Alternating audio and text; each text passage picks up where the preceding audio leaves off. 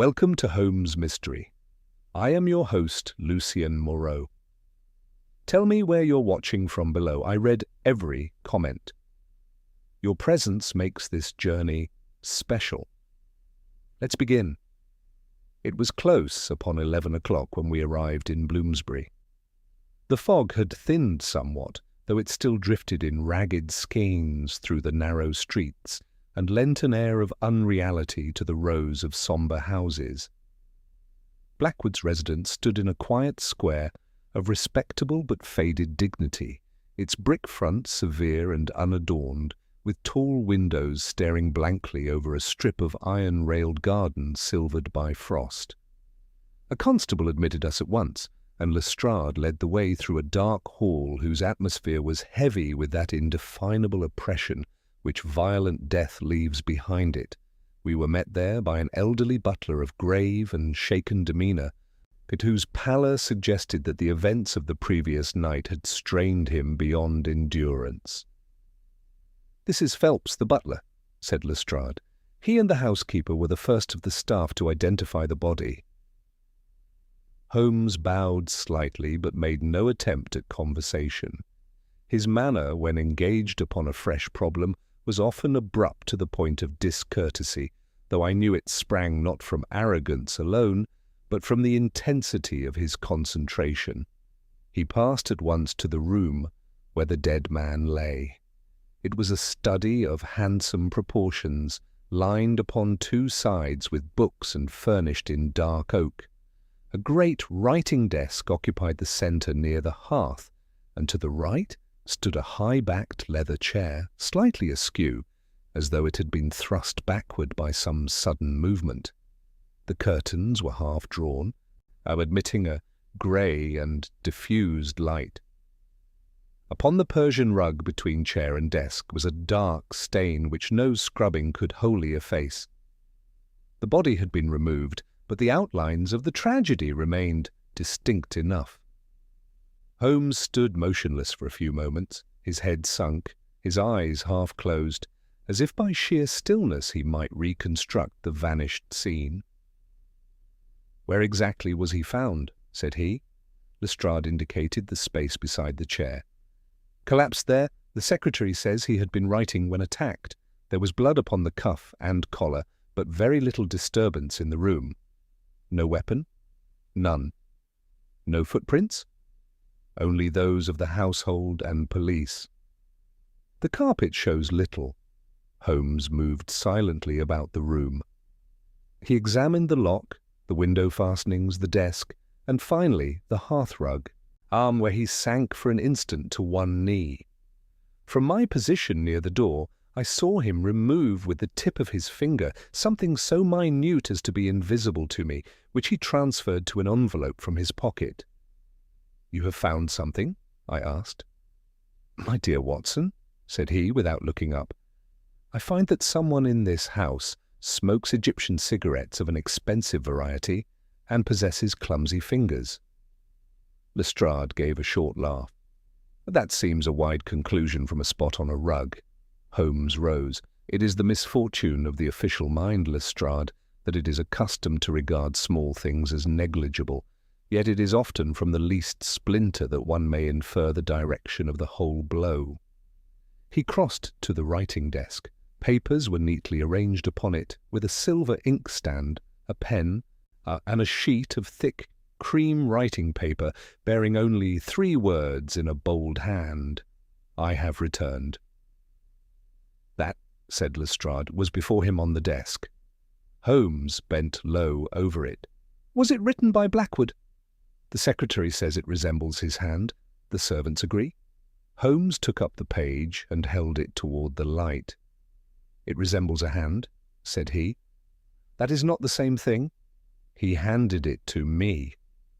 The words were indeed written in a firm, self-possessed script, but there was something oddly rigid in their appearance, as though each letter had been composed with greater care than fluency required.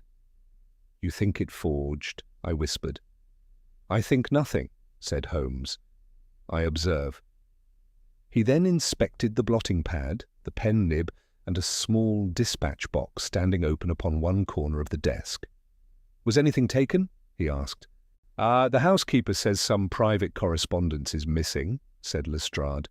"But no valuables. Blackwood kept little cash here." "Who had access to this room?"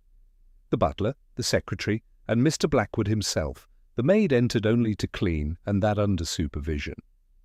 Holmes turned at last to the door. "You say it was locked from within?" "Yes. And the key?" "In the lock." Holmes tested it, then opened the door and shut it again 3 times in quick succession. The 4th time he paused, gave a little grunt of interest, and looked sharply at the frame near the latch. "What is it?" said I. "An instructive imperfection." Lestrade stepped closer, but Holmes at once drew back. No, you had better not trouble. The evidence improves by remaining untrampled." He passed next into the hall and made inquiries of the servants. The butler, Phelps, declared that Mr. Blackwood had travelled frequently and with little notice. It was therefore no surprise that he had not been seen for some weeks.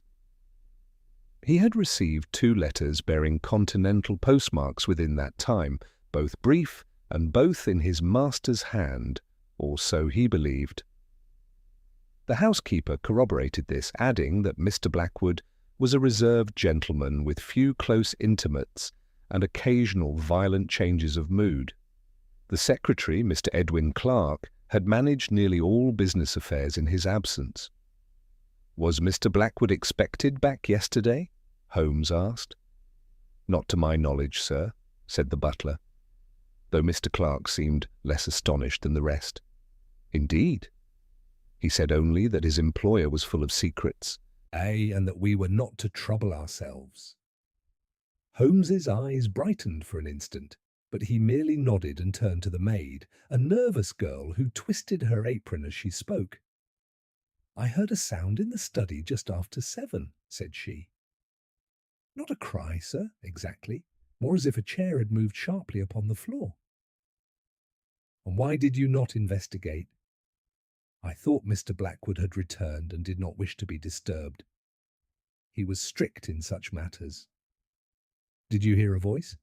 "No, sir." "Or footsteps?" She hesitated.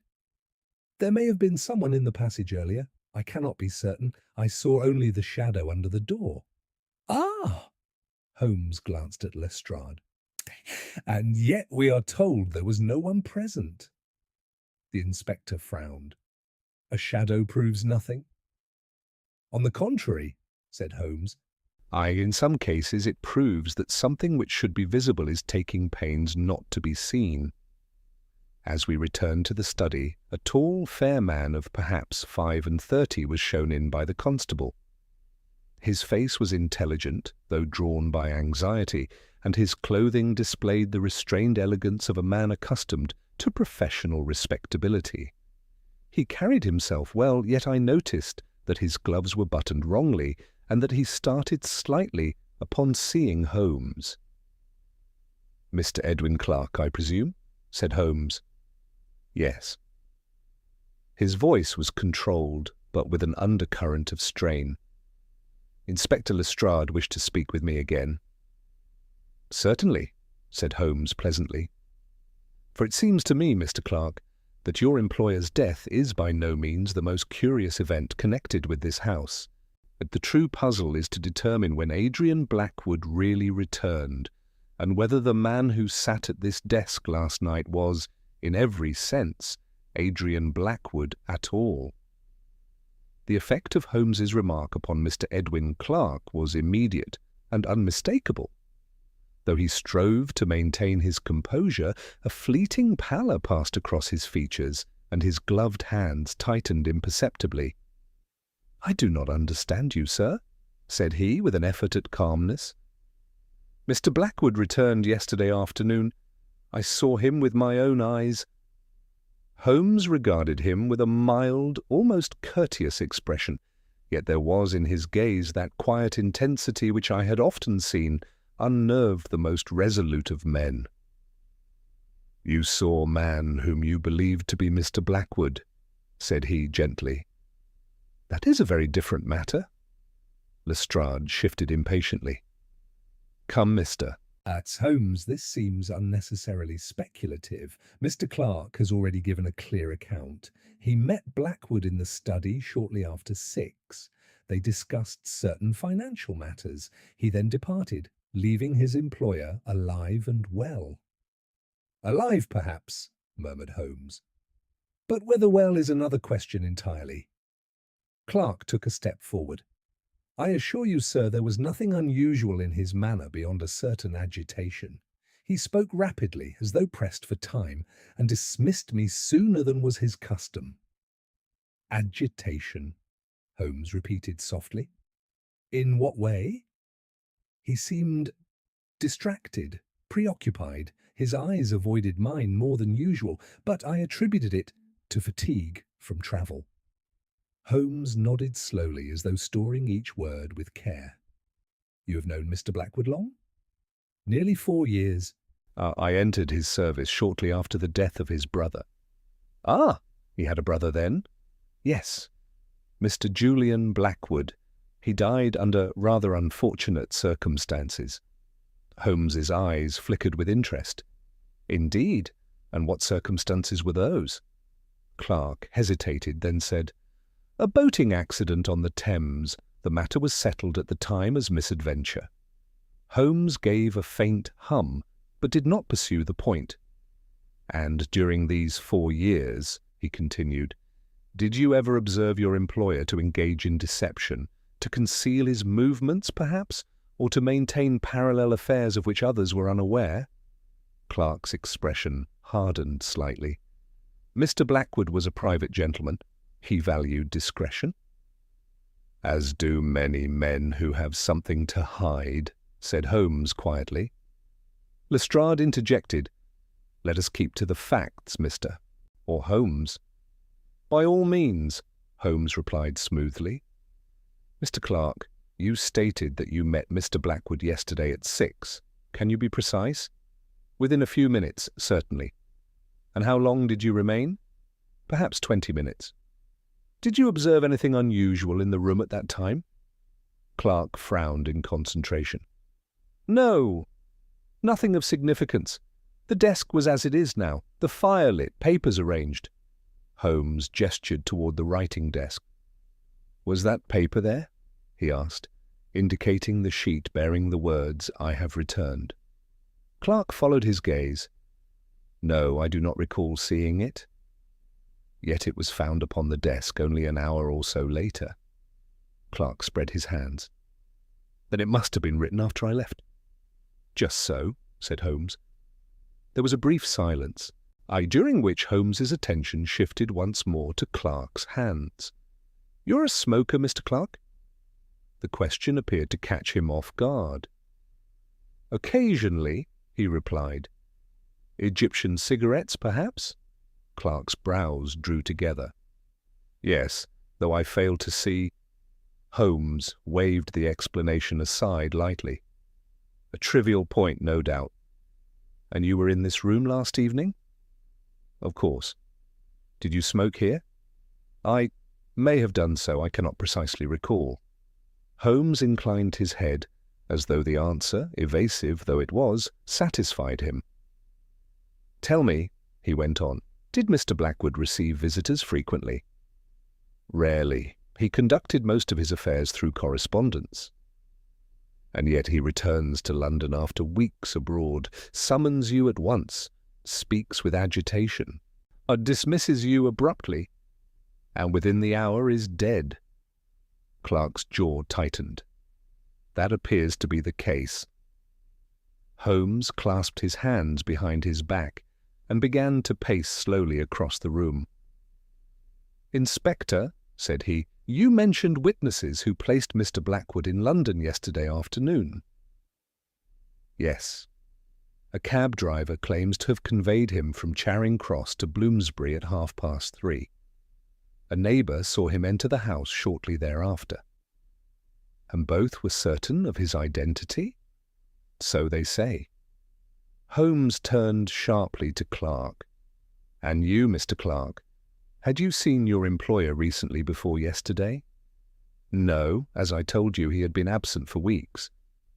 So your recognition was based upon memory rather than immediate familiarity? Clark hesitated. I suppose so. But I knew him well enough not to mistake another man for him. Holmes smiled faintly. My dear sir, it is precisely when we believe ourselves incapable of error that we are most easily deceived. Lestrade gave an exasperated sigh. Are you suggesting impersonation, then? That some unknown party posed as Blackwood in broad daylight, fooled his own secretary, and then contrived a locked-room murder? I suggest nothing, said Holmes calmly. I merely observed that the alternative, that a man was simultaneously in Paris and London, requires a more extravagant imagination than I possess. At this, Clark spoke with renewed firmness. The banker who claims to have seen Mr. Blackwood in Paris may be mistaken. That is far more likely than the notion of impersonation. Likely, perhaps, said Holmes. But probability is a poor substitute for proof. He paused beside the door, his gaze once more falling upon the lock and its fittings. Inspector, you stated that the door was forced open? Yes, the secretary and a constable broke it when no answer was received. Holmes examined the woodwork closely. A pity, he murmured. Such actions often destroy more than they reveal. He straightened and turned back to the room, his expression now sharpened by a quiet resolve. Mr. Clark, said he, you will oblige me by remaining available for further questions. I may wish to speak with you again. Of course, Clark replied, though there was a trace of unease in his voice. Holmes inclined his head and motioned for me and Lestrade to follow him into the hall. Once there, he lowered his voice. You perceive, Watson, said he, that we are confronted not with one mystery, but with several, all intricately entwined. I confess, said I, that the matter grows more bewildering at every turn. Holmes's eyes gleamed. On the contrary, my dear Watson, it grows clearer. He paused, then added in a tone of quiet significance, the man who died in that room may indeed be Adrian Blackwood, but if so, then I am prepared to demonstrate that he had already been replaced long before the fatal blow was struck. I stared at Holmes in astonishment, but before I could press him for an explanation, he had already stepped briskly toward the front door, his mind clearly advancing several stages beyond my own.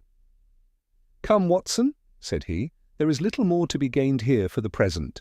Our next move must be made with some expedition.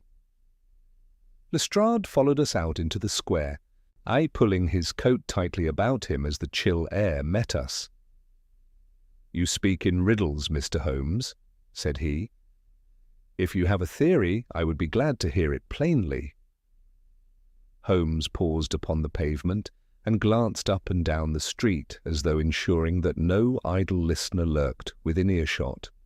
My dear Lestrade, said he, a theory prematurely disclosed is a trap for its own author. Facts must lead us, not vanity. But I will say this, your witnesses, your secretary, and even your dead man are all part of the same illusion. Illusion?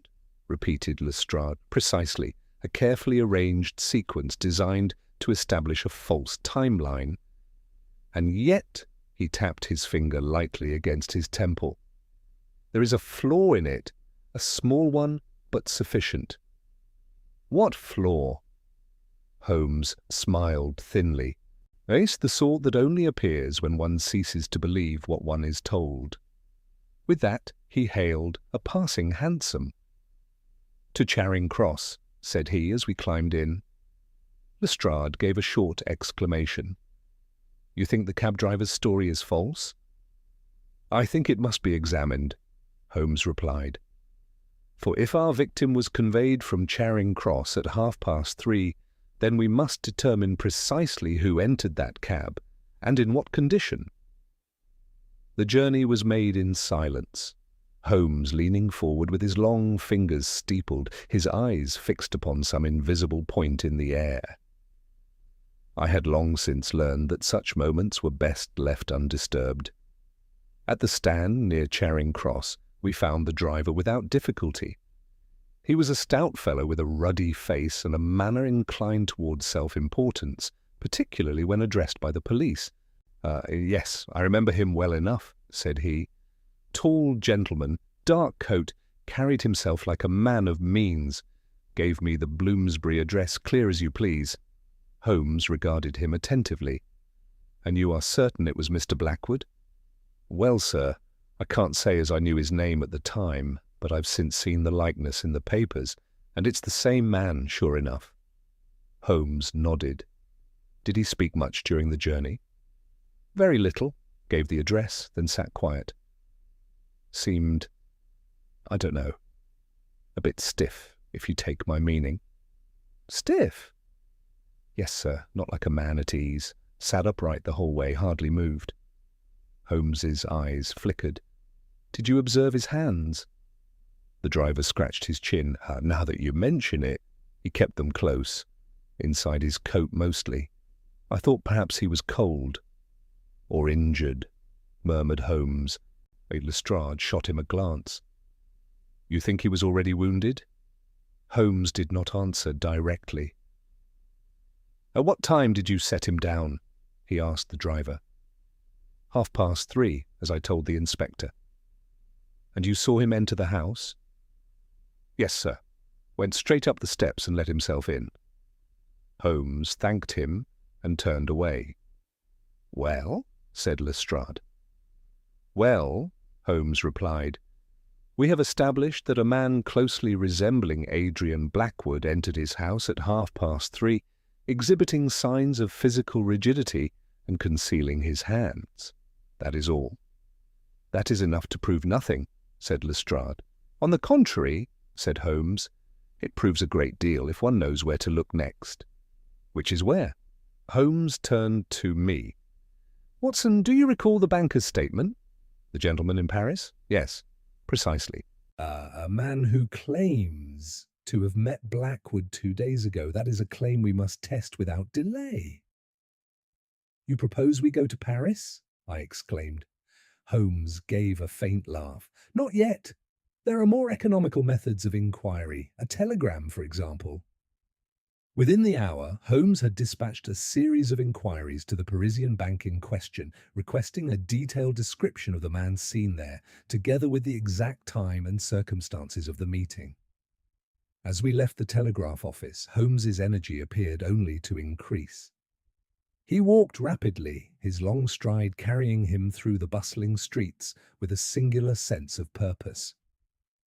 "There remains," said he, "one person whose testimony I find particularly instructive."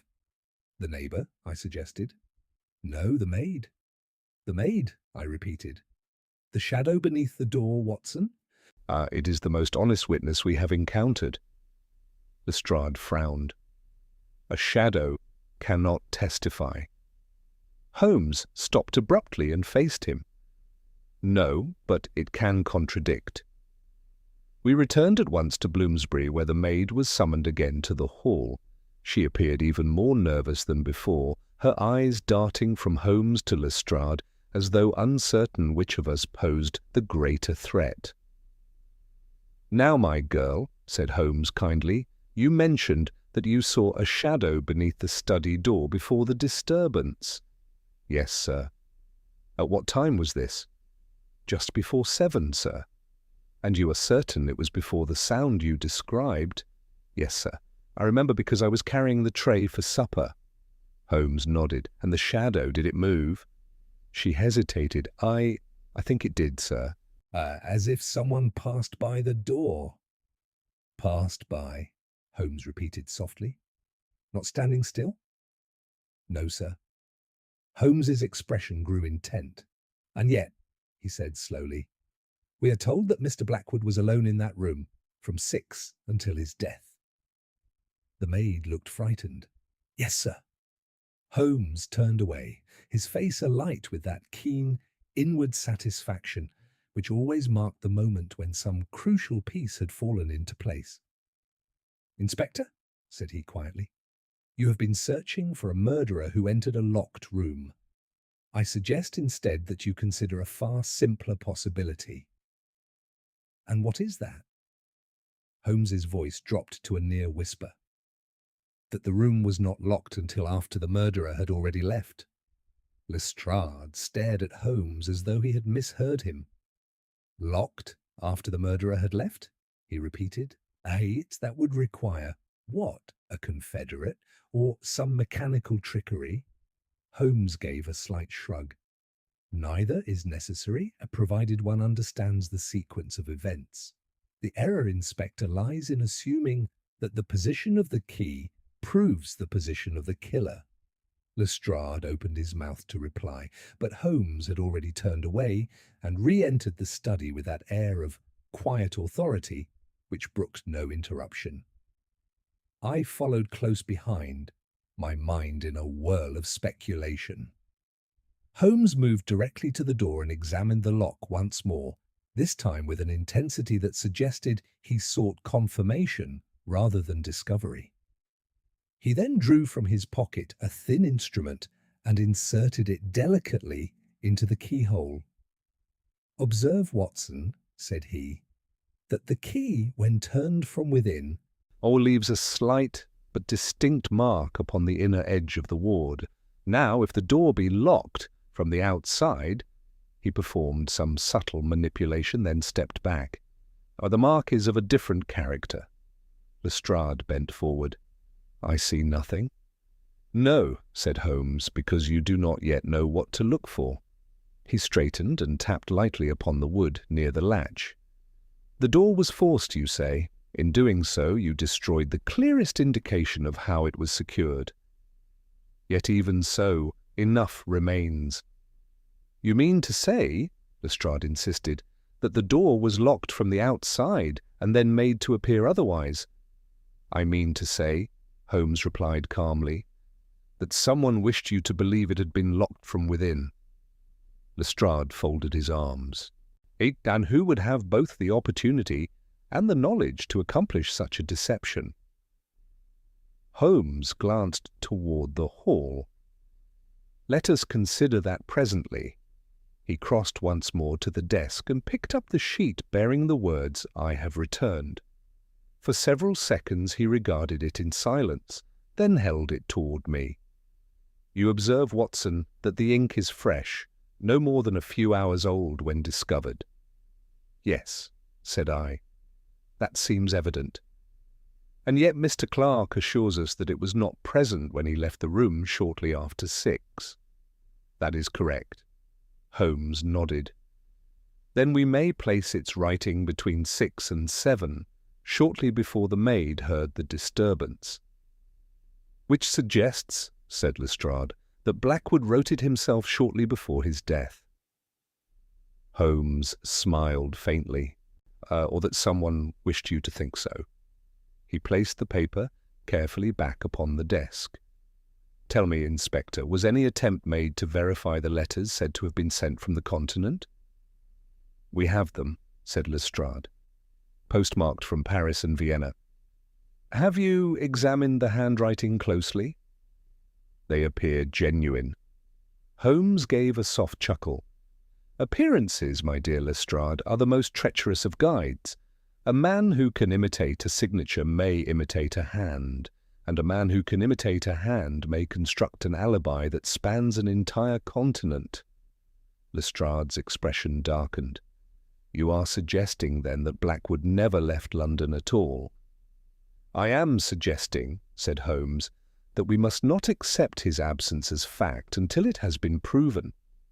At that moment, a constable entered, bearing a telegram, or Holmes took it eagerly and tore it open.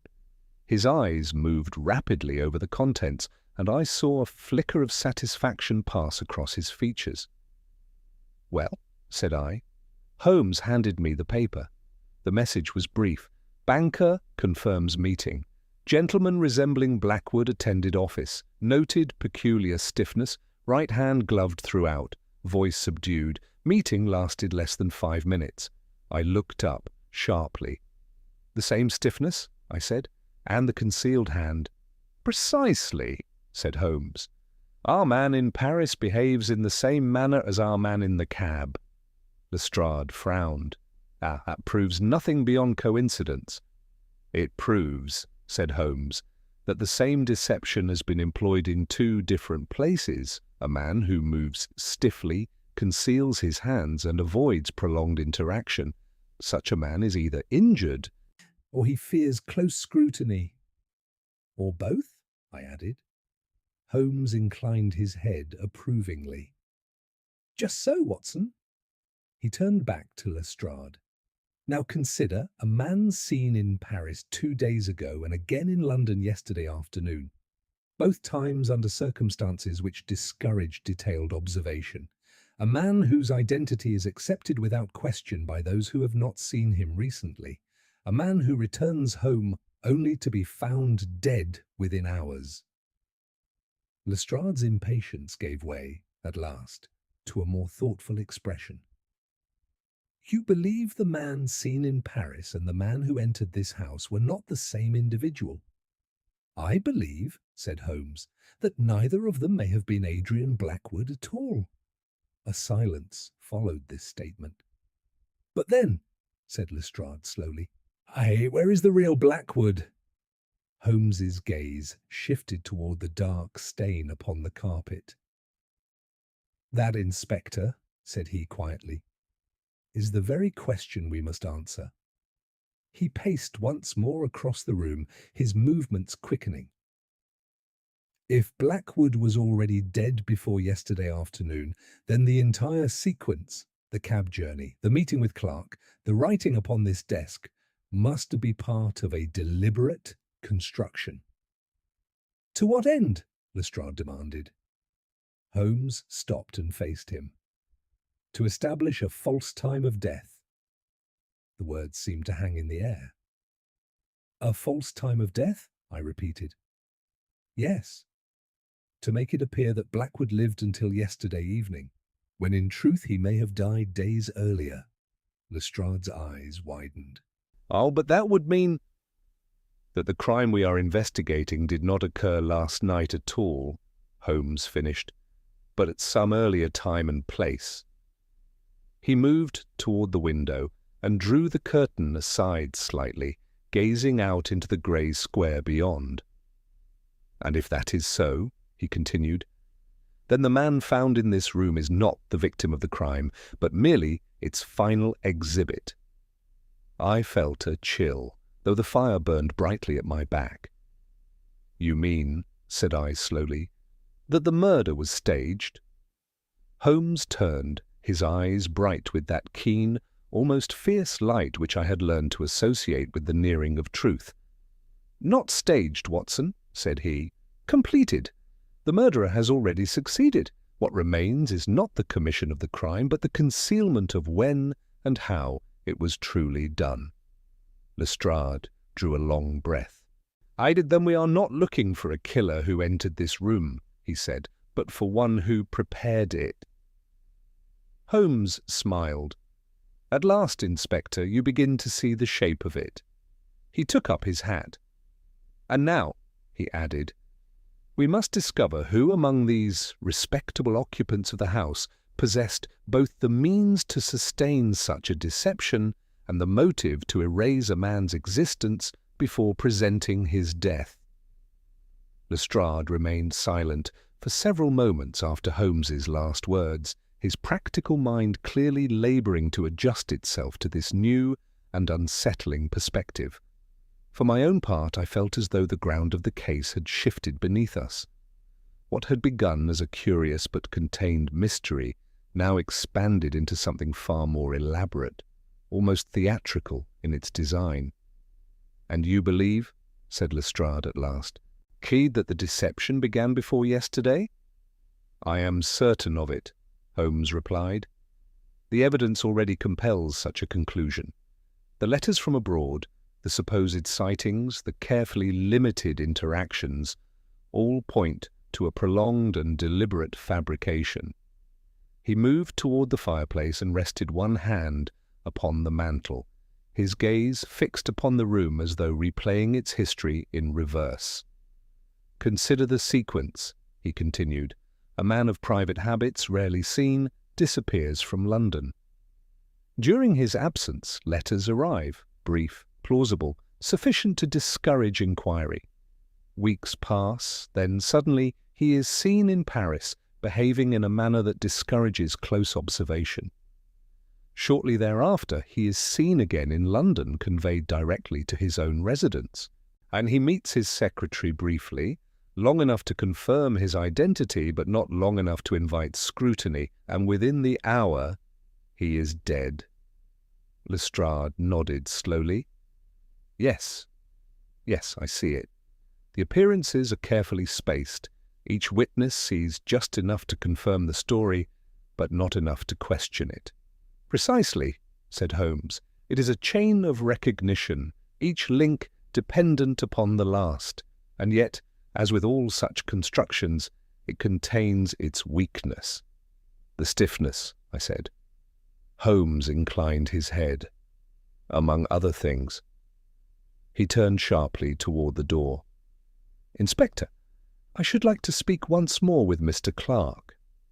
Clark was found in the dining room, seated rigidly at the table with a stack of papers before him, though it was evident that he had not been reading. He rose at once upon our entrance. "Mr. Holmes," said he, "have you reached any conclusion?" Holmes regarded him steadily. "On the contrary, Mr. Clark, I am only just beginning to understand the nature of the problem. There are, however, certain details which require clarification." "Of course," said Clark, though his composure seemed less assured than before. Holmes took a chair opposite him and motioned for us to do likewise. "You told us that you had not seen Mr. Blackwood for several weeks prior to yesterday." "That is correct." "And yet you recognized him immediately upon entering the study." "I did." "Without hesitation?" "Without hesitation." Holmes leaned forward slightly. "Tell me, Mr. Clark, did you observe his hands?" The question seemed to strike him unexpectedly. "His hands?" he repeated. "Yes." "Did you see them clearly?" Clark hesitated, then shook his head. Now that you mention it, I cannot say that I did. He kept them near the desk or within his sleeves. I had no reason to remark upon it." "No reason," Holmes echoed softly. "And yet you have worked with him closely for 4 years." "Yes." "And in that time did you ever notice anything distinctive about his hands?" Clark frowned, searching his memory. "He had a ring," he said at last. "A signet ring, on the right hand. He wore it always." Holmes's eyes flashed. "And yesterday?" Clark's brow furrowed more deeply. I do not recall seeing it." Holmes sat back, his expression one of quiet satisfaction. "Indeed?" Lestrade leaned forward. "Are you suggesting that the man Clark saw was not Blackwood?" "I am suggesting," said Holmes, "that Mr. Clark did not see what he believes he saw." Clark stiffened. "Sir? Oh, I must protest." Holmes raised a hand. "My dear Mr. Clark, I do not accuse you of deception. On the contrary, I believe you to be the victim of one. Your testimony is entirely sincere and entirely unreliable." Clark sank back into his chair, his face pale. "But if that was not Mr. Blackwood—" "Then someone wished you to believe it was," said Holmes. A heavy silence followed. "Tell me," Holmes continued, "who besides yourself had access to your employer's private correspondence?" "No one," said Clark quickly. "I managed it personally." "And the letters from Paris and Vienna, did you see them posted?" "No, they arrived by post." Holmes nodded. "And the banker in Paris, did you communicate with him regularly?" "Occasionally, yes, on matters of investment." "So it would not be difficult," said Holmes. or for someone acquainted with your employer's affairs to arrange a brief and convincing appearance. Clark stared at him. You mean someone known to him? Holmes did not answer directly. Let us return, he said, to the events of yesterday evening. You entered the study at 6. You spoke with the man you believed to be Mr. Blackwood. He appeared agitated, avoided your gaze, and dismissed you quickly. Yes. And during that time, did he write anything? No. Did he rise from his chair? I do not believe so. Holmes exchanged a glance with me. And yet, he said softly, within the hour he has written those words upon the desk I have returned. Clark's lips parted, but no sound came. Holmes rose. You see, Mr. Clark, the difficulty is not merely to determine who killed Adrian Blackwood, but to determine when Adrian Blackwood ceased to exist as a living man. Lestrade stood as well, his expression now fully engaged. You think he was already dead before Clark saw him? I think, said Holmes, that the man Clark saw was never alive in the sense we assume. A chill ran through me. What do you mean? I asked. Holmes turned toward me, his eyes grave. I mean, Watson, that the stiffness observed by the cab driver, the banker, and now implied in Clark's account, may not be the stiffness of concealment, but of something far more final. Lestrade stared at him.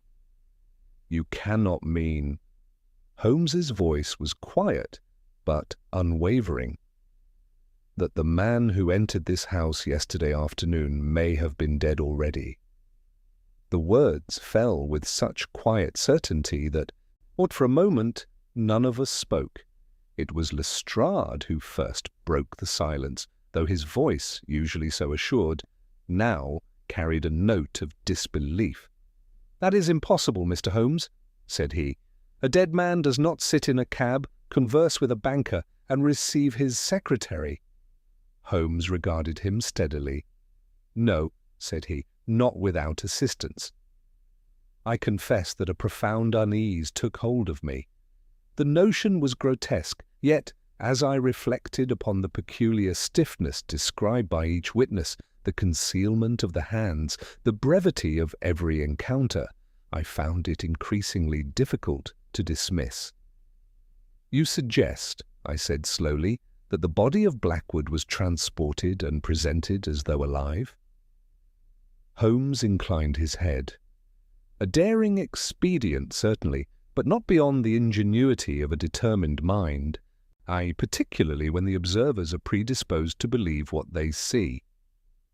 Lestrade shook his head, though less firmly than before. But the secretary spoke with him. Did he? Said Holmes quietly. Or did he speak to him? Clark, who had remained seated in a state of visible agitation, rose unsteadily. I tell you, sir, he said, the man answered me. He responded to my questions. Holmes turned to him at once. In what manner? Clark hesitated. Briefly. His replies were curt. He seemed unwilling to prolong the conversation. Did his voice strike you as altered in any way? I cannot say. It was low, more subdued than usual. Holmes nodded. And did he initiate any subject of discussion? No, it was I who spoke of business matters. He merely assented. Holmes's gaze sharpened. You see, Watson, how a conversation sustained entirely by one party with minimal response from the other. A man seated, avoiding movement, concealing his hands, discouraging attention, and dismissing his visitor at the earliest opportunity. Lestrade rubbed his chin. It is a bold theory, said he. But how is such a thing accomplished? A corpse does not move of its own accord. Holmes began to pace once more, his long strides carrying him from one end of the room to the other. No, but it may be made to appear as though it does, provided the circumstances are carefully controlled. Consider the cab journey. The driver sees only a seated figure, rigid, silent, hands concealed. He hears a voice, brief, sufficient to give an address. He assumes life because life is what he expects. And the banker? I asked. A similar encounter, brief, formal, I conducted at a distance. The gloved hand, the subdued voice, the avoidance of close scrutiny, all serve the same purpose. Lestrade looked unconvinced, yet troubled. But the secretary was in the same room, he insisted. Surely he would detect such a deception. Holmes stopped and faced him. Would he? After weeks of absence, expecting his employer's return, confronted with a familiar figure seated at the desk, speaking in the expected voice, would he question what he believes he sees? Clark sank back into his chair, his face ashen. I did not approach closely, he murmured. I remained by the door for most of the conversation. Holmes's expression softened slightly. You are not to blame, Mr. Clark. The deception was designed precisely to exploit such natural assumptions. He turned again to Lestrade. The question is not whether it is possible, but who possessed the knowledge, the opportunity, and the nerve to attempt it. Lestrade's eyes narrowed. Someone within the house. Undoubtedly, said Holmes. Someone familiar with Blackwood's habits, his appearance, his correspondence, and his associates. Someone who could control access, manage communications, and ensure that each encounter was brief and convincing. The butler? Lestrade suggested. Perhaps, said Holmes, or the housekeeper, or... He paused, his gaze resting once more upon Clark. The secretary? Clark sprang to his feet.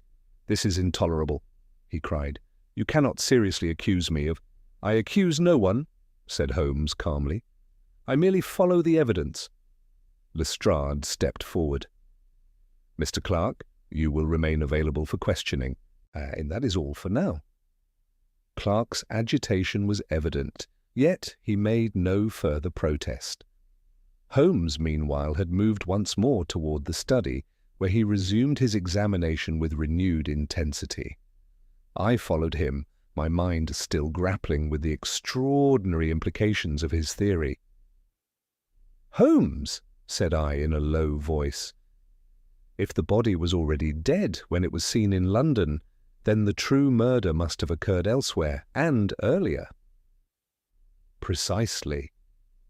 And the purpose of the deception is to delay discovery. Or to establish an alibi, Holmes added. For whom? Holmes did not answer at once. Instead, he knelt once more upon the rug and examined the dark stain with a small lens. Note, Watson, said he, the limited spread of blood, a wound to the chest. I'd yet little evidence of active bleeding upon the surrounding surfaces. You think the heart had already ceased to beat, I said. Or nearly so? He rose and brushed his hands lightly. This is not the scene of a sudden, violent struggle. It is the final placement of a body already beyond resistance.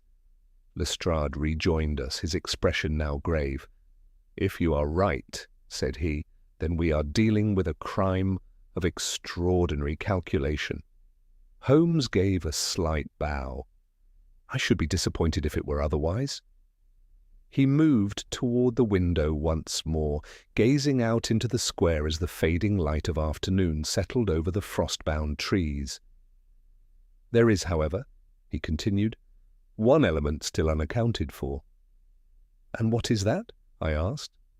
Holmes turned, his eyes keen and searching. The motive. And for such an elaborate deception must serve a purpose beyond mere concealment. It must achieve something of sufficient value to justify the risk. Lestrade nodded slowly. Financial gain, perhaps. Blackwood was a man of means. Perhaps, said Holmes. But if so, we must ask, who benefits from his death being placed at a later time than its occurrence? A silence fell as we considered this. Then Holmes's expression changed, subtly but unmistakably, as though some new possibility had presented itself. "Unless," he said quietly, "it is not merely the time of death that has been altered, but the identity of the dead man himself." I felt a sudden tightening in my chest. "You mean—" Holmes's voice dropped to a near whisper. "Or in that we may have accepted far too readily that the body in this room is Adrian Blackwood at all." The suggestion was so startling that even Lestrade, who had by now grown accustomed to Holmes's more unconventional deductions, gave a sharp exclamation. "Not Blackwood," he said, "but the servants identified him, both the butler and the housekeeper." Holmes inclined his head slightly. "Yes, they identified a man whom they believed to be Blackwood, much as Mr. Clark did. Yet we have already established how readily such recognition may be guided." He crossed once more to the desk and rested his fingertips lightly upon its polished surface. "Let us consider, Watson," said he, "what we truly know of Adrian Blackwood, a private man, few close acquaintances, long absences, limited scrutiny." "In other words," I replied, "and a man whose identity could be imitated without immediate detection." "Precisely." Lestrade folded his arms, though his earlier scepticism had now given way to reluctant attention. "Then you believe," said he, "that the body may belong to someone else, someone made to resemble Blackwood?" Holmes's eyes gleamed faintly. "It is one possibility, and if it is so, then the entire construction assumes a new and far more sinister dimension." I felt a chill at the thought. "For then Blackwood himself may still be alive. Or," said Holmes quietly, "he may have been dead long before this performance was staged, and the body we see is merely a substitute intended to conceal that fact." Lestrade gave a low whistle. "This grows darker by the minute." Holmes turned to him. Have the authorities conducted a full medical examination of the body?" "A preliminary one," said Lestrade. "Cause of death, a single stab wound to the chest. Time of death estimated at between 6 and 7 yesterday evening." Holmes's lips curved slightly. "Estimated?" he repeated. "Upon what basis?" "Temperature, rigidity, those usual considerations." Holmes nodded. "And yet, if the body had already been dead for some time prior to its placement here, such indicators might easily mislead." Lestrade frowned. "You think the time of death has been misjudged?" "I think," said Holmes, "that it has been deliberately obscured." He turned to me. "Watson, we must see the body." Within half an hour we were conducted to the mortuary where the remains of the unfortunate man had been conveyed. The attendant drew back the sheet with professional indifference, revealing a face that was at first glance composed and even dignified in death. I stepped closer, examining the features carefully. The resemblance to the likeness I had seen in the newspaper was striking, yet something, though I could not at once define it, seemed subtly amiss. Holmes stood beside me, utterly still. "Well?" said Lestrade. Holmes did not answer immediately. Instead, he bent low, his keen eyes travelling over the face, the hands, the clothing. "Observe, Watson," he murmured, "the line of the jaw, the set of the ears, the proportions of the fingers." I followed his gaze, striving to detect what he perceived so readily. "The resemblance is close," I said, "but perhaps not exact." Holmes straightened. "Not exact," he repeated. "And yet sufficient to deceive those who expect to see Blackwood." He took up the right hand and examined it closely. "The signet ring?" said he. "Absent." "Yes," said Lestrade, "the secretary mentioned it." Holmes ran his finger lightly over the skin. "And here, do you observe the faint indentation? The mark of a ring worn regularly over a long period." I leaned in. Good heavens, yes, but the ring itself is gone. Removed, said Holmes, either before death or after. He then turned his attention to the wound. A clean thrust, he said, delivered with precision. But note the absence of surrounding struggle and the limited blood flow. The heart was not in full activity at the moment of injury. Then the man was already dying, I said. Or already dead, Holmes replied quietly. Lestrade shifted uneasily. This is monstrous, said he, to use a corpse in such a manner. Holmes covered the body once more. Monstrous, yes, but also exceedingly clever. He turned toward the door. There is one further point, Inspector. The brother, Julian Blackwood. Lestrade looked up. The one who drowned? Supposedly, said Holmes. A boating accident, was it not? And the body recovered? Lestrade hesitated. I am not certain. I shall have to verify. Holmes's eyes sharpened. I recommend that you do so at once. We left the mortuary and stepped back into the cold air. The light had begun to fade, and the fog, which had lifted somewhat earlier, now crept once more through the streets like a living thing. You suspect the brother? I asked as we walked. I suspect, said Holmes, that we have accepted far too many convenient conclusions. A brother who dies under uncertain circumstances. A man who disappears for weeks. A body that appears at the precise moment required to complete an elaborate deception. You think they are connected? Holmes gave a slight smile. My dear Watson, I would be greatly surprised if they were not. Lestrade quickened his pace beside us. If the brother's death was not what it seemed, said he, then we may be dealing with a far older crime. Just so, said Holmes, and one whose consequences have only now come to light. He stopped abruptly beneath a gas lamp, its dim glow illuminating his keen, thoughtful face. Consider this, he continued. If Julian Blackwood did not die as reported, if, for example, his death was staged, then he might have lived under another identity. He might have observed, planned, and waited. For what? I asked. Holmes's voice dropped. For the moment when he could reclaim what he believed was his. Lestrade's expression darkened. You mean inheritance? Or revenge, said Holmes. A silence fell between us. Then Holmes drew his coat more tightly about him and resumed his stride. Come, gentlemen, said he. We have, I think, reached the threshold of the truth. One more step and the entire structure will reveal itself. As we moved through the fog-laden streets, I could not shake the growing conviction that the dead man we had just left behind was not merely the victim of a crime, but the final piece in a design that had begun long before, and whose true architect had yet to show his hand.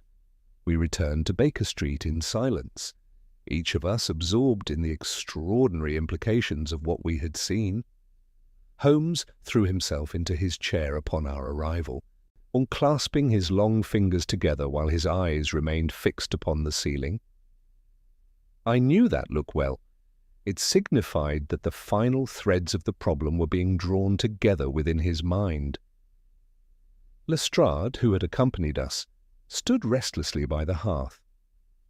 I shall have inquiries made at once regarding the brother, said he. If there is any irregularity in his supposed death, we shall uncover it. Holmes gave a slight nod. Do so by all means, but I would advise you, Inspector, not to rely solely upon official records. They are often the most accommodating of witnesses. And what do you propose? Lestrade demanded. Holmes rose abruptly. I propose, said he, that we anticipate our adversary's next move. Next move, I repeated. Holmes turned to me. My dear Watson, the construction we have observed is not an end. It is a means. A deception of this magnitude must serve a purpose, that is yet incomplete. You think the matter is still in progress? I am certain of it. Lestrade frowned. But Blackwood, whoever he may be, is already dead. Holmes smiled faintly. Or presented as such. But consider, why go to such lengths merely to disguise the time of death? Why risk detection through so elaborate a series of impersonations and staged appearances? For an alibi, said Lestrade. Perhaps, but an alibi for what? The act is already complete. Holmes moved to the window and gazed out into the fog. No, Inspector, the deception is not retrospective, it is prospective. It prepares the ground for something that is yet to occur. A chill passed through me. Oh, you mean there is to be another crime? Holmes did not turn. I mean that the present arrangement must enable some future advantage, financial, legal, or otherwise, and that advantage has not yet been secured. At that moment, a sharp rap sounded upon the door. Mrs. Hudson entered, bearing a telegram which she handed to Holmes. He opened it swiftly and read. "Well?" said Lestrade. Holmes passed the message to him. Lestrade read aloud. "Julian Blackwood, body never recovered, inquest inconclusive, presumed drowned, estate transferred to brother Adrian." Lestrade lowered the paper slowly. "Never recovered," he murmured. Holmes turned from the window, his eyes bright. "Exactly as I suspected." "You think he lived?" said I. "I think," Holmes replied, "weeks that a man declared dead without a body leaves behind a most convenient ambiguity." Lestrade's expression hardened. "Then this Julian Blackwood may have returned." "Returned," said Holmes softly, "or perhaps never truly departed." A heavy silence followed. "If he lives," Lestrade continued, "then he has motive, inheritance, resentment, perhaps both. And knowledge," Holmes added, "intimate knowledge of his brother's habits, handwriting, and affairs, enough to sustain the illusion we have observed." "But to what end?" I asked. "If Adrian is already dead, what remains to be gained?" Holmes's gaze shifted toward the mantel, where the morning newspaper still lay. "Watson," said he, "what is the one fact about Adrian Blackwood that has not yet been fully examined?" I considered. He was a man of means. "Just so. And what becomes of a man's means upon his death?" "His estate is distributed according to his will." Holmes inclined his head. "And who, we must ask, stands to benefit?" Lestrade struck his hand against his palm. "Of course, the will. If Julian is dead, the estate passes elsewhere, perhaps to distant relations or trustees. But if Julian lives, he might reclaim it," I said. "Or," Holmes continued, "he might ensure that it passes into his control through less direct means." Lestrade looked up sharply. "You mean fraud?" "I mean," said Holmes, "that the precise moment of Adrian Blackwood's death may determine the validity of certain financial transactions, legal transfers, or claims." Lestrade's eyes widened. "And if those have been arranged in advance?" "Then the false timeline becomes essential," Holmes finished. He moved swiftly to the writing table and drew out a sheet of paper. "Inspector, I require immediate access to Blackwood's solicitor." "I can arrange it." "At once, if you please." Lestrade seized his hat. "I shall return within the hour." As the door closed behind him, Holmes resumed his pacing. "Watson," said he, "we are now within sight of the final act. The deception has established that Blackwood lived until yesterday evening. Any documents executed before that time will be considered valid, any executed after invalid." "And the note upon the desk," I said. "I have returned." Holmes turned sharply. "Yes, a declaration, simple, direct, and entirely in keeping with the constructed narrative. It establishes presence. It anchors the illusion." But if the man was already dead, then the note was written by another, Holmes said quietly. It and that other, I continued, must be the architect of the entire scheme. Holmes's expression grew grave. Indeed, and that architect, Watson, is not yet done. At that moment another knock sounded, more urgent than the last. Mrs. Hudson entered again, her face pale. "There is a gentleman below, Mr. Holmes," said she. "He insists upon seeing you at once. He says it concerns Mr. Blackwood, and that it cannot wait." Holmes exchanged a swift glance with me. "Show him up." A moment later the door opened, and a man entered, whose appearance struck me at once with a sense of uneasy familiarity. He was tall, though somewhat stooped, with a pale face and sharp features. His clothing was neat but travel-worn, and his eyes, dark, restless, and intensely observant, moved rapidly about the room before settling upon Holmes. "Mr. Sherlock Holmes," said he in a low but steady voice. Holmes inclined his head. "I am he." The man stepped forward. "My name," said he, "is Julian Blackwood." For several seconds no one spoke. The name seemed to linger in the air like the final note of some ominous chord. I glanced instinctively at Holmes, expecting some outward sign of surprise, yet he merely regarded the newcomer with that calm, penetrating interest which I had learned was far more telling than any exclamation.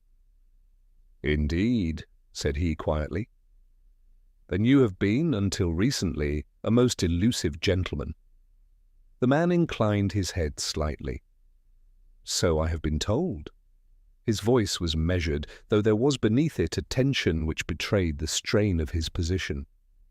He removed his gloves slowly, as though conscious that every movement might be observed and weighed. "I believe," he continued, "that you have been making inquiries into the affairs of my brother." Holmes gestured toward a chair. "You are welcome to sit, Mr. Blackwood, if that is indeed your name. For you will understand that, under the circumstances, verification is not merely desirable, but essential." A faint shadow of irritation crossed the man's face, but he complied, taking the seat opposite Holmes. "I anticipated as much," said he. "You will find that I am prepared to satisfy any reasonable doubt." Holmes's gaze dropped briefly to the man's hands, then returned to his face. "You will forgive me if I begin with a simple question. Where have you been for the past 4 years?" Julian Blackwood leaned back slightly, his fingers interlacing with deliberate care. "Dead," said he. The word, spoken without inflection, sent a chill through me. Presumed dead, at any rate, the accident upon the Thames afforded me an opportunity which I chose to take. Holmes nodded, as though this admission aligned neatly with his expectations. "And you allowed your brother to inherit the estate?" "I did." "For what reason?" Julian's eyes hardened. "Because I wished him to believe that he had secured it." Holmes's expression did not change. "You imply, then, that your brother's possession of the estate was temporary, conditional upon your return?" "I imply," said Julian, "that certain matters required time, observation, preparation." I could not help but feel that we stood in the presence of a man whose calm concealed a depth of calculation equal in its own way to Holmes's own. "And now," Holmes said, "you return to find your brother dead." A faint tightening of Julian's lips was the only indication of emotion. "Yes. And you expect us to accept that your reappearance at this precise moment is coincidental?" Julian met Holmes's gaze directly. "I expect you to accept nothing without proof. That is, I believe, your habit." Holmes allowed himself the faintest of smiles. "You do me credit, sir."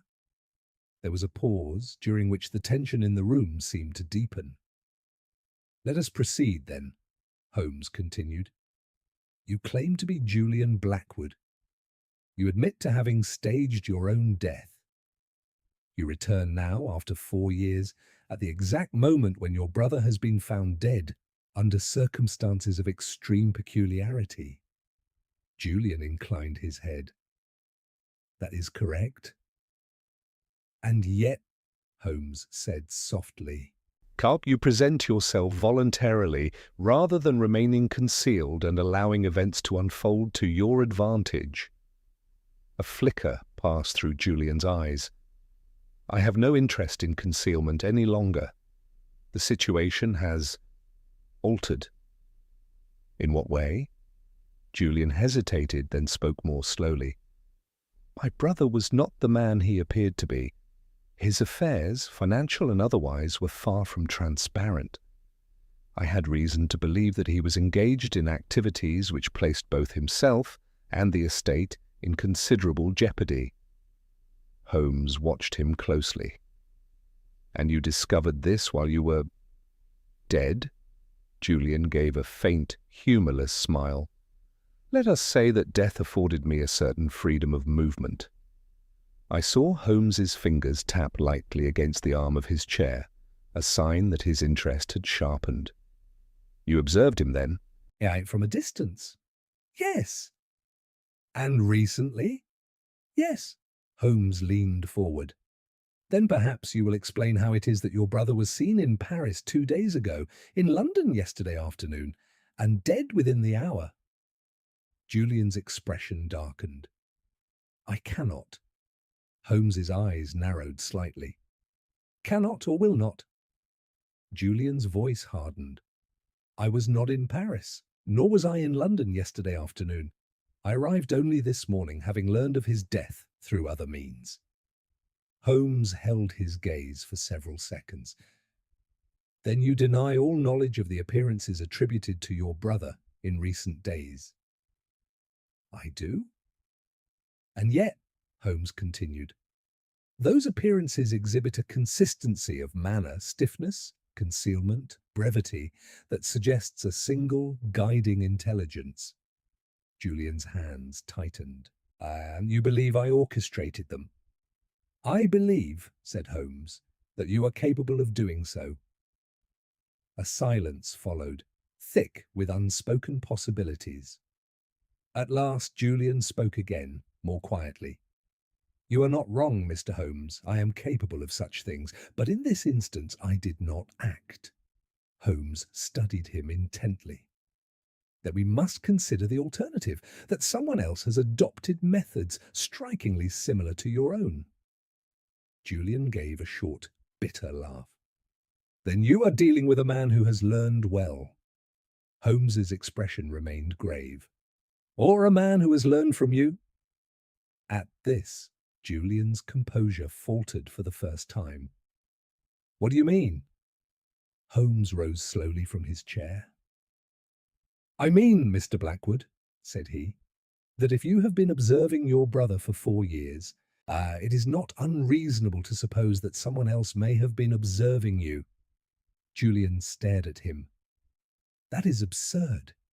Is it? Holmes replied. You staged your death. You moved unseen. You gathered knowledge. And now, at the moment of your return, your brother is dead, his death concealed beneath a structure of deception remarkably akin to your own methods. Julian rose abruptly. You suggest that I am being imitated. I suggest, said Holmes, that you may not be the only man who has been missing.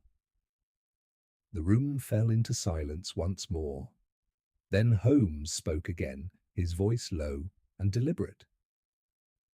There is, after all, one individual whose position within this household would grant him precisely the knowledge required to construct such a deception.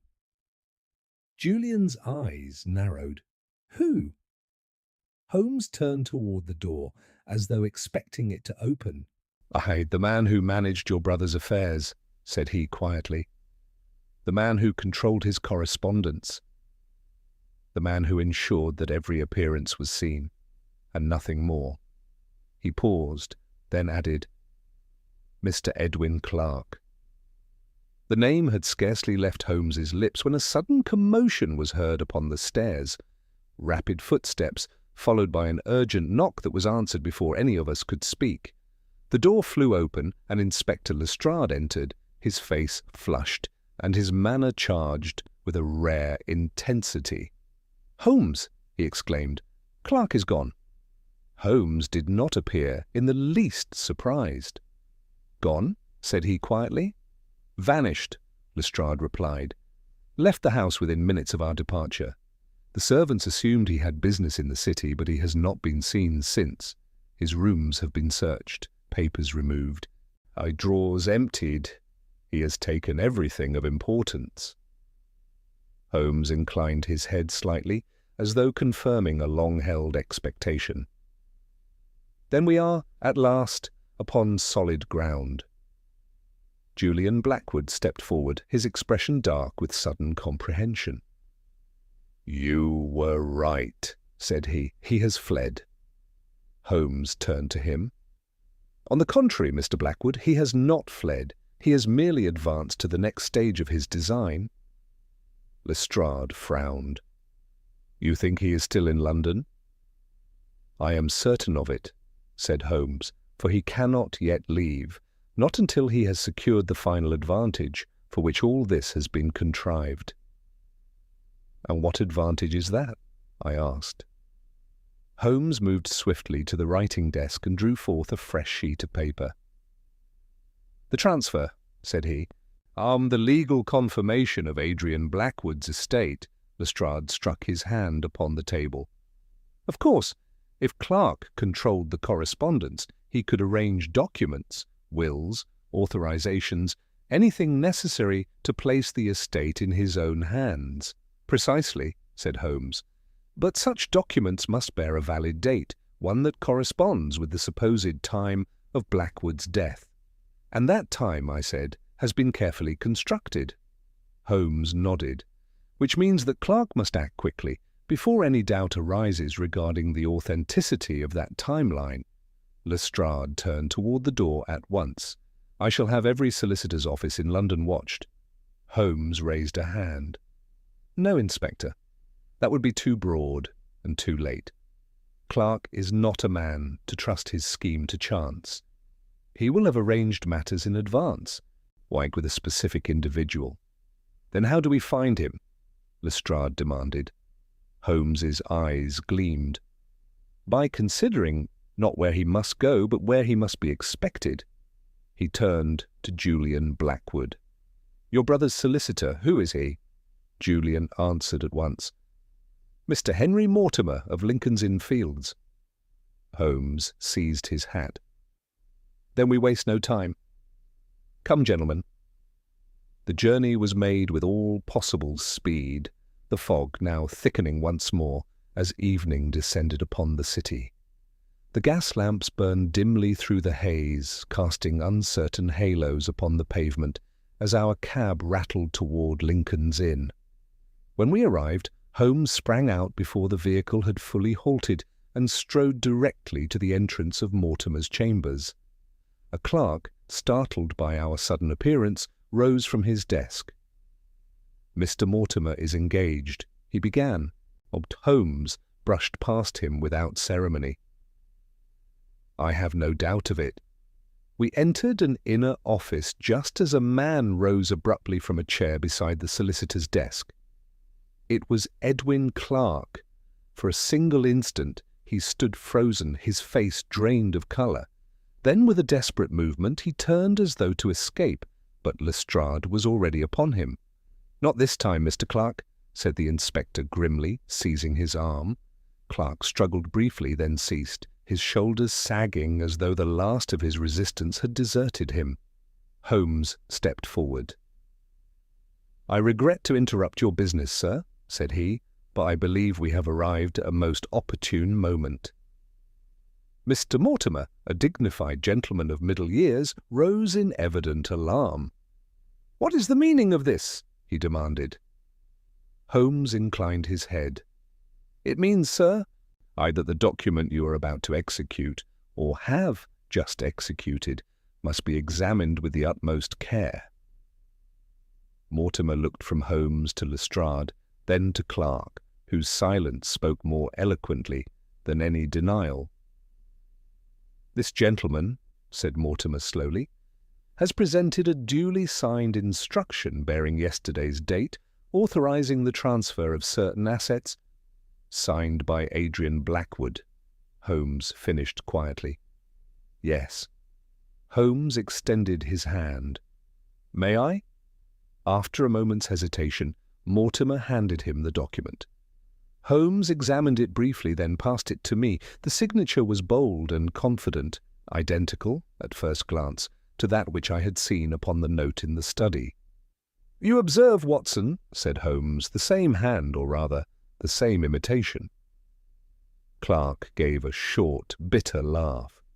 "You are too late, Mr. Holmes," said he. "The document is valid.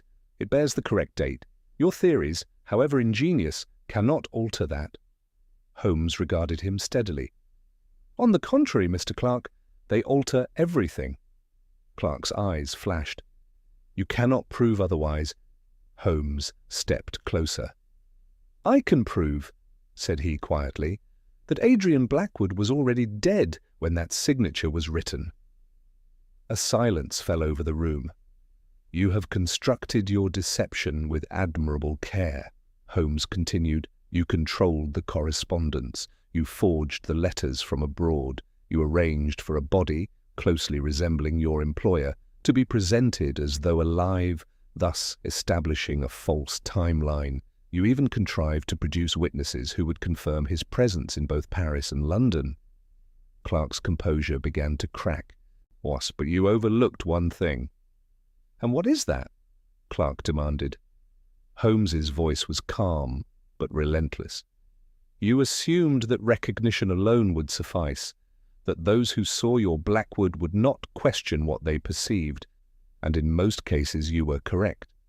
He paused, then added, "But you did not account for the small inconsistencies, the stiffness, the concealed hands, the absence of the signet ring, the limited blood flow. Nor did you account for the possibility that the man you sought to imitate might have a brother, one who understood deception as well as you." Clark glanced involuntarily toward Julian, and in that moment his defeat was complete. "You killed Adrian Blackwood days ago," Holmes went on. "You concealed the body. Then by means best known to yourself, you arranged for it to be seen, presented as living, so that its eventual discovery would establish a later time of death. In doing so, you created the opportunity to execute this transfer, legally dated yet founded upon a falsehood." Lestrade tightened his grip upon Clark's arm. "That will do," said he. "You have said enough." Clark's shoulders slumped. "It was all his," he muttered. "All of it. Wasted in secrecy and indulgence. I merely claimed what should have been mine." Holmes regarded him without sympathy. "You claimed it," said he, "through fraud, deception, and murder. A most thorough claim, I grant you, but not, I think, a successful one." As Clark was led away, the tension in the room seemed to dissipate, leaving behind a profound stillness. Julian Blackwood stepped forward, his expression grave. "You have done me a service, Mr.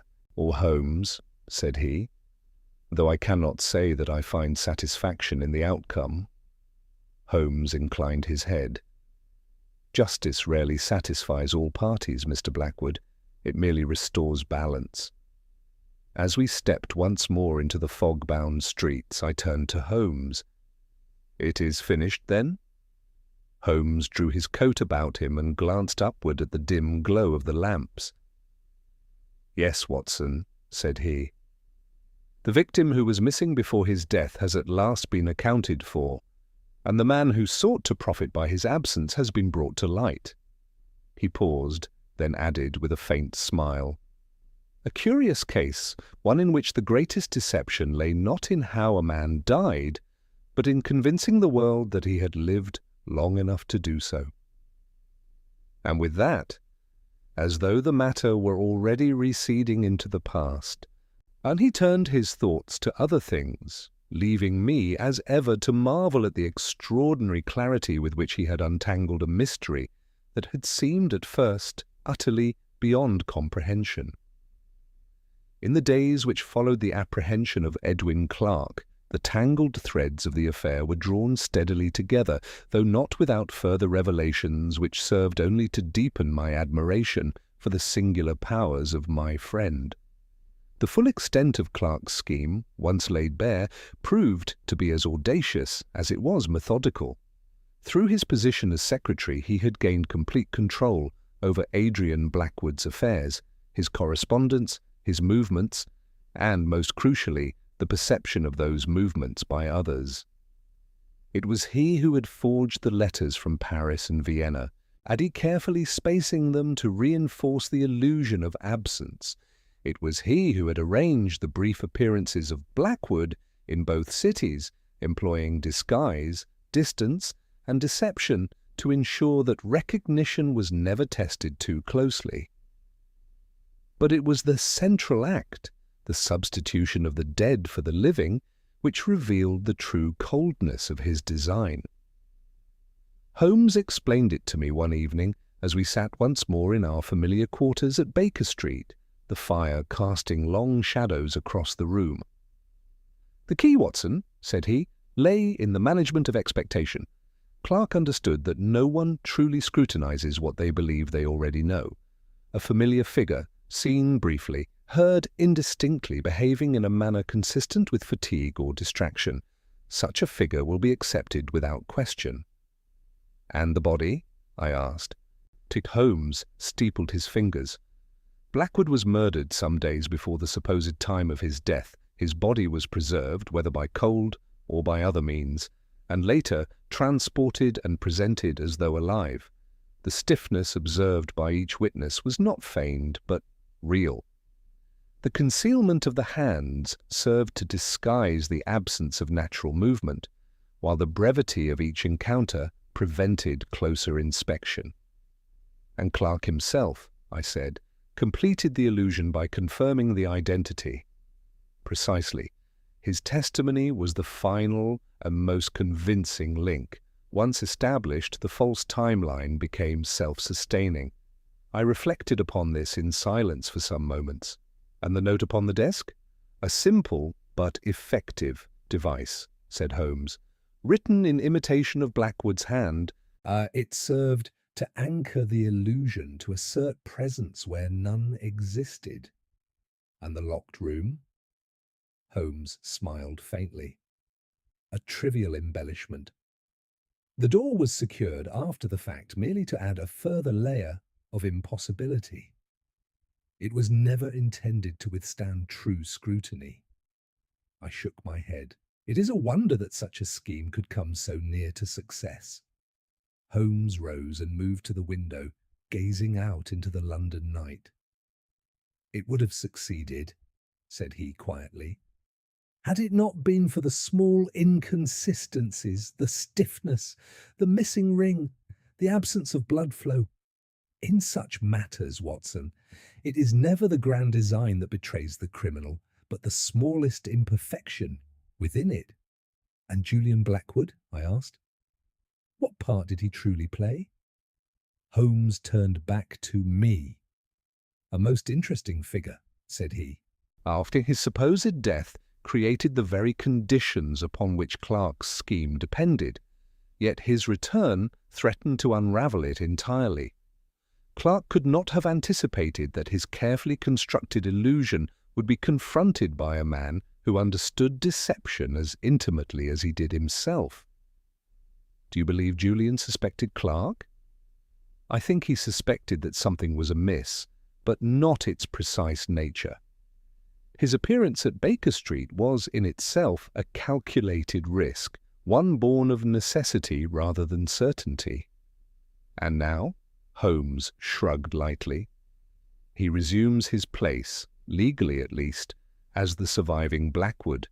Whether he proves a better steward of the estate than his brother or his brother's secretary remains to be seen."